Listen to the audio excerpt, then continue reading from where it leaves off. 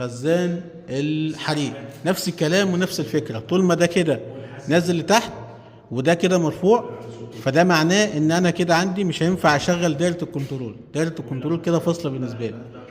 يبقى ده معناه ان عندي هنا الخزان الميه ناقصت فيه. تمام. وايه لو انا رفعت كده السرينه تشتغل معايا.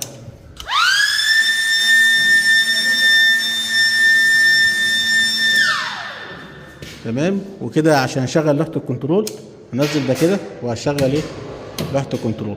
تمام.